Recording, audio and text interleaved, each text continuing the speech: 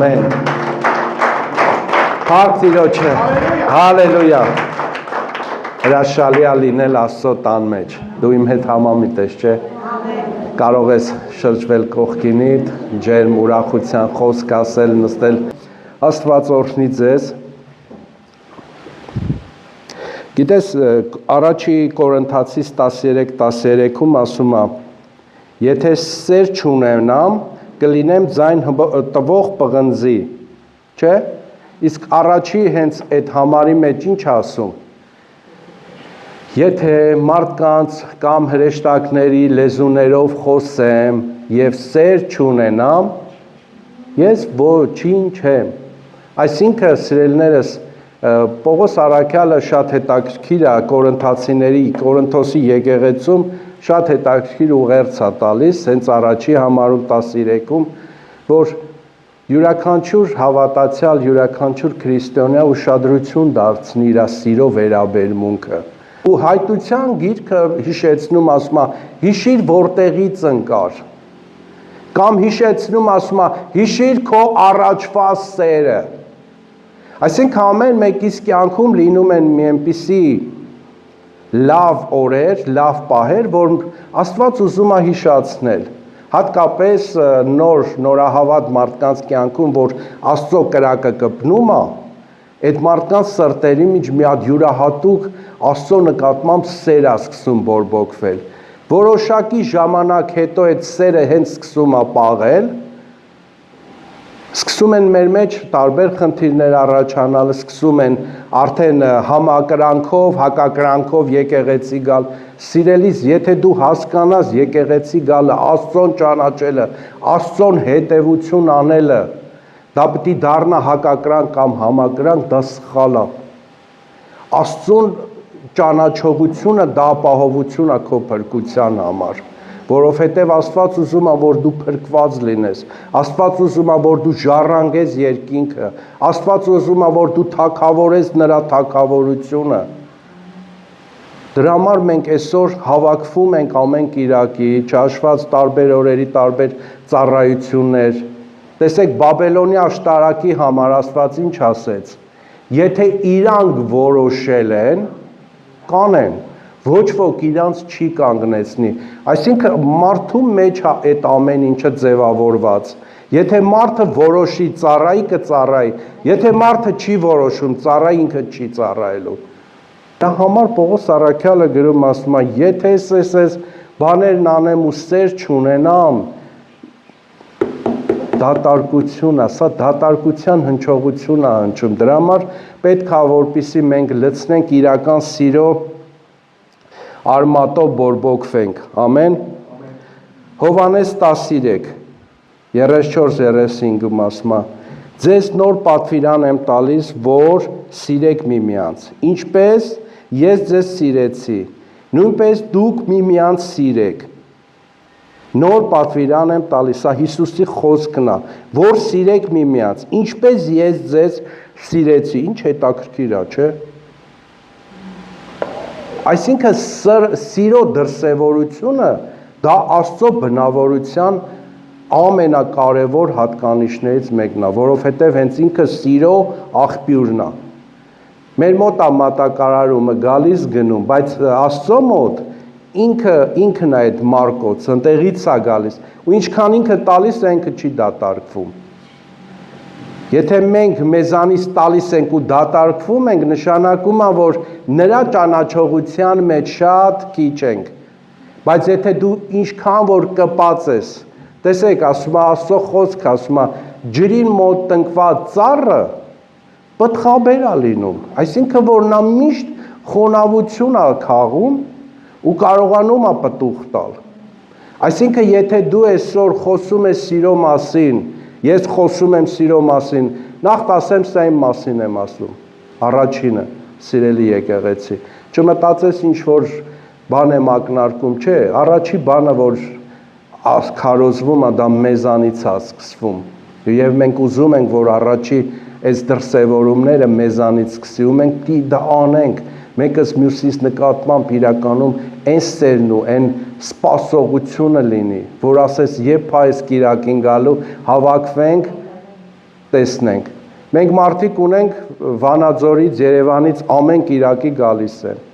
Աստված օրհնի, դա սրտի սիրո դրսևորում է։ Արկա սիրելիներս, տեսեք, Աստծո նպատակներից մեկը, որ ասում է, ես ինչպես ձեզ սիրեցի, դուք միմյանց սիրեք։ Դրանով բոլորը կճանաչեն, որ դուք իմ աշակերտներն եք եւ միմյանց նկատմամբ սեր ունենաք։ Հենց մեկս մյուսից նկատմամբ սերը դրսևորումը, դա խոսում է Աստծո ներկայության մասին։ Ասում է, թող ձեր բերանից կամ ձեր անձերից չար բան չլսվի։ Սա սիրո դրսևորում է, սա շնչավոր դրսևորում է։ Սիրո դրսևորումները, սիրելիներս, երբեք իր անձից չի խոսում, որովհետև 13-րդ Կորինթացիների մեջ ասում է, սերը իրենը չի փնտրում։ Չէ, մենք խոսում ենք տուր, այլ ոչ թե տամ։ Մի հատ sense լավ բան կար, աֆորիզմ կար, ասում է, ստանալու համար պետք է տաս, ապրելու համար պետք է մեռնես։ Ով է համաձայն դրա հետ։ Էս է օրենքը։ Հիսուսն ասեց, այն սերմը միջև որ հողի մեջ չինգնում չմահանա, չմեռնի, նա չի կարա պտուղ տալ։ Մեռնելը խորհրդավոր բան է, սիրելիներս։ Ինչն է հենց այս մահվան մասին, որ մենք խոսում ենք, ինչ քեզ թվում է ոնց որ այն ժամանակ Աբրահամը տանում էր Իսահակին, Աստված Իսահակին պիտի վերցներ, թեկուզ եւ Աբրահամն ասեց, մեկա քարերից էլ հարություն կտա, ամեն ինչ կանի, բայց գիտես հարցը ինչի մեջ էր, որ նա երբեք մի վարքյան անգամ չկասկածեց դրա մեջ։ Իսկ մեր մոտ կասկածանք առաջանում է մեր թերանալու պատճառով։ Իսկ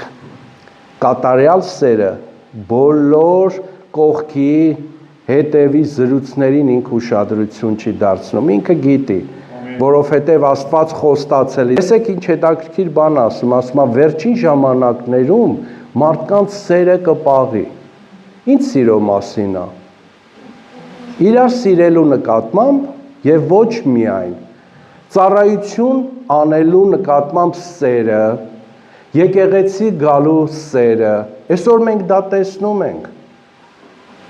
Այսօր մարդիկ ուզում են անընդհատ ծառայությունը հանձնեն կամ չվերցնեն պատասխանատվություն կամ խուսափեն, որպեսզի բայց ասեմ, գիտես մի հատ լավ բան ասեմ, ծառայության մեջ Աստծո հետ դու ունես լավ հարաբերություն։ Դրա համար պետքա որ սիրելի եկեղեցի մենք սիրո մեջ առաջընթաց լինենք։ Հռոմեացիս 13 8-10 համարներում ոչ ոքի ոչինչ պարտական չմնաք։ Տեսեք, սիրո մեջ պտուղներ է ցույց տալի։ Այսինքն մեկս մյուսից պարտական չմնանք։ Ինչ պարտքի մասին է, փողի։ Սիրո, այո։ Միայն սիրո, որովհետև ընկերոջդ սիրողը օրենքը կկատարել։ Քանի որ մի շնացիր, մի սպանիր, մի գողացիր, սա օրենքի պատվիրաններից է մեջ բերում արած, սուտ մի վկայիր, մի ցանկացի եւ ուրիշ ինչ պատվիրան էլ որ կան, այս խոսքի մեջ են բովանդակում։ Այսինքն այս ամեն ինչը, այս ինչ որ նշեց, պիտի սիրես քո ընկերոջը ինչպես ինքդ քեզ։ Տեսեք, հետաքրքիր է Աստվածաշնչի օրենքի մեջ ինչ ասում, սիրես քո Տեր Աստծուն, չէ, ամբողջ սրտով, ամբողջ հոգով, շատ հետաքրքիր է, գիտեք ինչ է շարունակում, էդ իրա հերթին, ամբողջ զորություն, սիրիր քո ընկերոջդ քո անձիդ պես, տեսնում ես Աստված ոնց է քո անձը Աստծո հետ ասոցացնում, միաձուլում։ Եթե դու Աստծուն սիրող մարդ ես, ընկերոջդ էլ պիտի սիրես, ասում Աստվածաշունչը, համամիտեք, չէ։ Ես չեմ կարծում, որ մեկը կասի սխալ ես ասում։ Տեսեք, պատվիրանը, բայց այդտեղ ասում ես ամեն պատվիրանը, երբ որ մենք առանձին հանում ենք, չէ, այս ամեն բանը գրված է սիրիր քո ընկերոջը քո անձի պես։ Այսինքն քո մի սերը գիտես քանի պատվիրան է կատարում։ Տեսեք ասում է սերը ընկերոջ նկատմամբ չարիք չի գործի, ուրեմն օրենքի լրացումը սերն է։ Այսինքն եթե օրենքի մեջ եթե մի բան կար թերի, որ պիտի լրացվեր, դա իմ ու քո սիրո գործողությունն է, դրսևորումն է։ Իսկ եթե այս մարդը ունի իր մեջ, անկախ նրանից նա տրանսպորտ ունի, թե չունի, տարիքը 70-ա թե 20-ա, կապ չունի, մարդուն ուղեկցում է իրան ներսի սերը դեպի այն Աստծուն, որը որ կա ու տեսնում է։ Ու ասեմ, որ այդ ժամանակներում Աստված ոնց էր գործում, ու ինձ սիրո մեջ էր գործում։ Թեկուզ որ Պողոս առաքյալն ասում է, վերջին ժամանակներում շատերի սերը պիտի պաղի։ Այնտեղ ասում անօրենության պատճառով, բայց գիտես ոչ միայն անօրենության պատճառով, պատճառները շատ են, երբ որ մարդը կորցնում է իր սերը, սովորական ծառայություն գալու նկատմամբ ամեն բան իր համար դառնում է երկրորդական, որովհետև դու արդեն այդ արժեքավորումը չես տալիս, չես կարևորում, բայց եթե կա Աստված, իմ ու քո կյանքում Աստված առաջի տեղում է, մեկա դու ամեն բան անելու ես, ճեղքում ես, որովհետև դու զգում ես այդտեղ մի բան կա, որ քեզ քաշում է, տանում է, ձգում է։ Գաղաթացիս 5:14 համարից կկարդամ։ Միջև 20-ը եւ 22-ից 26-ը, որովհետև ամբողջ օրենքը այս մեկ խոսքի մեջ է կատարում։ Քո ընկերոջը պիտի սիրես ինչպես ինքդ քեզ, այդ իմ ասացի շարունակությունը, բայց եթե միմյանց խայթեք եւ վնասեք, զգուշացեք, որ միմյանց չոչնչացնեք, սակայն ասում եմ հոգով ընթացեք ու մարմնի ցանկությունը մի կատարեք։ Գիտես, այս խայթելը, ոչնչացնելը, տապալելը իրավիճակներ կան, մենք ում ենք շատ սիրում։ Ով քեզ սիրում է, չէ՞, բայց Աստծո գործի մեջ գիտես ամենալավը որն է, որ դու բոլորին սիրես։ Գիտես լավ է, երբ որ մարդիկ քո նկատմամբ ուշադիր են, բայց վատը գիտես որն է, որ դու դարձնում ես ոնց որ այդ մարդկանց ոնց որ սեփականություն ես դարձնում, անընդհատ այդ մեկի հետ գիտես նա քո պատասխանը դիտա, բայց Աստծո խոսքն ասում է դուր նրան, ով կարա քեզ չկարողանա վերադարձնել այն ինչ որ դու սպասում ես, այդ ժամանակ ասում է աղքատին փող տվողը գումար չէ, փոխանակը Աստծուն է տալիս։ Այսինքն ինչ որ դու բան ես անում աղքատին ու չունես սպասում նրանից, դու արդեն Աստծուց արժանանում ես պատվի գովեստի ու այդ մարդու կյանքը սկսում է բարելավել, օրհնվել, հետո ասում են ես խիա իր կյանքում սենց լավ իմ մոտ չի ստացվում եւ այլը, ուրեմն տեղեր կամ պիտի քո սրտին ուշադրություն դարձնես, կամ որ իրան ստեղ էս խոսքերի մեջ գտնում է, տեսնում է, թերություններ է նկատում, փառք Աստծո, որ մենք շարունակում ենք։ Դրա համար սիրելիներս Հիսուսն ասեց միայն ձեզ սիրողներին մի բարիք արեք, այլ սիրեցեք նրանց, ովքեր ումից նույն բանը չես ստանում։ Պատասխանը, սա ինչ է իրանից ներկայացնում։ Սա Աստծո բնավորությունն է, չէ՞, պատկերացնում ես Աստված վերաբերվեր մեր հետ, մենք ոնց որ վերաբերվում ենք մեկս մյուսից նկատմամբ ունի փառք Աստծո դուն էլ կանչված ես այս ժամանակի մեջ անելու սխրանքներ անել հերոսական մի քայլ որ իրականում երկինքը դրանից կուրախանար հիշում ես Հիսուսն ինչ ասեց երբ որ աշակերտներն ասեցին գնացել էին Հիսուսը երկու թույլ էր տվել գնացել էին ինչ էին արել ավետարանել էին ուրախացած ցնծության մեջ հետ են վերադարձել ու սենց իրանց ուրախությունն են կիսվում Հիսուսը գիտես ինչ ասում ասում է երբ որ մարդու որդին գա արդյոք հավատ կգտնի Սա շատ հետաքրքիր ու կանգնեցնող խոսք է, Աստծո որդին գա, արդյոք հավատ կգտնի։ Տեսեք, Աստվածաշնչից նոր կտակարանում քանի օրինակներ կար, որ Հիսուսին զարմացրեց։ Հիշում եք այն կինը, որ ասեց փշրանքներին, սա խոսք էր, որը որ Հիսուսին կանգնեցրեց։ Տեսնում եք, ժողովուրդ, Աստված մեծ բան չի ասում, իսկ հավատքի մասին մի հատ ուրիշ բան ասեմ, ով գիտի մանանեխը, եթե չգիտեն կասեմ կբերեն, իմ սենյակում կա, բայց չի երևալու, ինքը շատ փոքր է, բայց գիտեք ինքը ծառ է դառնում, ու ինքը պտուղ է տալի, իհարկե գարչիցան է մեր այսօրվա իմացած, համենայն դեպս Հիսուսը դրա վրա է օրինակ բերում, ու ամբողջ սերմերի մեջ ամենափոքրը դա է, կամ ամենափոքրներից մեկը, ես չի ասի մեկ, հենց ինքը, էլի կան սերմեր, որ այդ չափն ունեն, բայց համենայն դեպս գիտես հարցն չի մեջ, որ այդ մի փոքրը,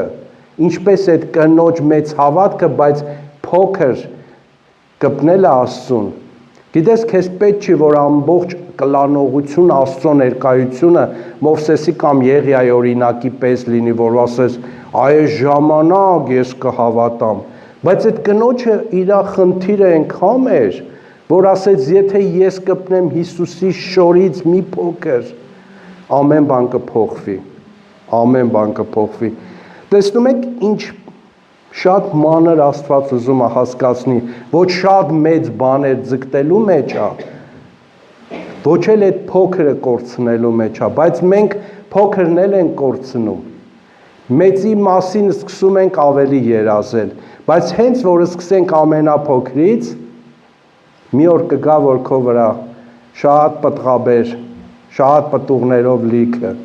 շատ պտուղներով լցված, որովհետև մարդիկ կան կարող է չերևան, բայց իրանք իրանց տված պտուղներով լցնում են արքայությունը։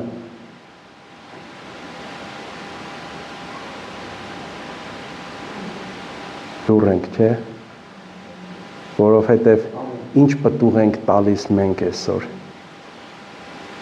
Հիսուսը կգա, արդյոք հավատ կգտնի։ Ժողովարանի ասում առաջնորդ կար։ Չեն նայում ես, պատկերացրեք ժողովարանի առաջնորդը ինպես մարդ էր, Աստծոն ճանաչող, Աստծոն իմացող, բայց եկավ ինչ ասեց, 12 տարի աղջիկս հիվանդության մեջ է, մի ուրիշ համարի մեջ ասում աղջիկս մահացած է, ընդամենը, սա գիտես, ինքը ամեն կոչում, ամեն ծառայություն դրեց մի կողմ, մենք շատ անգամ ասում ենք, այ որ գանք այս տիտխոսի մեջ, սիրելիս տիտխոսը չի մեր կյանքում իրավիճակներ փոխում, մեր կյանքում իրավիճակներ փոխում է մեզ, մեր ունեցած Աստված ճանաչողության չափը, թե մենք ինչքան ենք նրան մոտենում, իսկ հավատքի համար ամենափոքրն էլ բավական է, որ դա հետագայում մեծ դառնա, քեզ մեծ բաներ պետք չի, ինձ էլ նույնպես մեծ բաներ պետք չի, որովհետև մեծին ձգտողը քչիցնել է անկնում առհասարակ, բայց երբ որ դու ունես այն փոքրը, դու ճիշտ ժամանակին քո պտուղը տալիս ես ու ամեն օր Աստված բարձրացնում է մեզ։ Բայց եթե միմյանց խայթեք եւ ուտեք զգուշացեք, որ միմյանց չոչնչացնեք, այսինքն թարգմանություններ կան մի քիչ ավելի նուրբագրված, թարգմանություններ կան մի քիչ ավելի սենց